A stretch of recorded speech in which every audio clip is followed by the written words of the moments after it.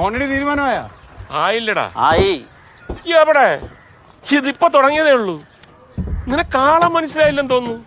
പഴയ റിൻഡോ യൂണിഫോം കണ്ടപ്പോ ഞാൻ വിചാരിച്ചു പണി അറിയാവുന്നാരോ. ഓ ഇപ്പൊ എല്ലാരും കമ്പനി സർവീസ് സെന്റർ മതിയല്ല. ഹൈ ക്ലാസ്സിനൊന്നും നമ്മളെ പറ്റണില്ല. ദേ രാജേട്ടന് തന്നെ എന്നെ പിടിക്കുന്നില്ല. ആദ്യം നീ ഇതൊന്ന് ശരിയാക്കി. അന്ന് ഹാൻഡ് ബ്രേക്ക് നന്നാക്കാൻ വന്നിട്ട് മെയിൻ ബ്രേക്ക് കളഞ്ഞ പോലെ ആവരുത്. അതൊരു നിസാര വയറിന്റെ പ്രശ്നമല്ലേ? നീ വാ ഭക്ഷണം കഴിക്കാൻ.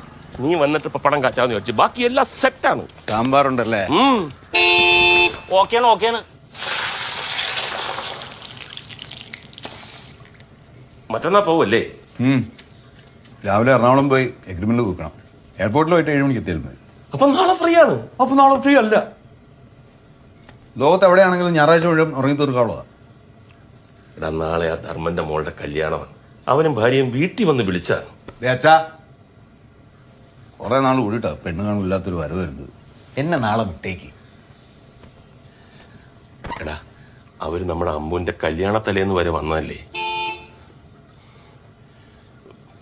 ഓർമ്മയില്ലേ ആ ധർമ്മന്റെ ഇളയ പയ്യൻ വിളമ്പാനൊക്കെ സഹായിച്ച്? നാളെ കല്യാണത്തിന് അച്ഛൻ മാത്രം പോകുന്നു, അത് ഫിക്സ്. വേണമെങ്കിൽ ഇന്ന് രാത്രി കല്യാണ വീട്ടിൽ പോകുന്നു. അന്ന് ആ പയ്യൻ ചെയ്ത പോലെ ടേസ്റ്റുള്ള ഐറ്റം വിളമ്പാൻ കൂടുന്നു, കഴിക്കുന്നു, തിരികെ പോരും.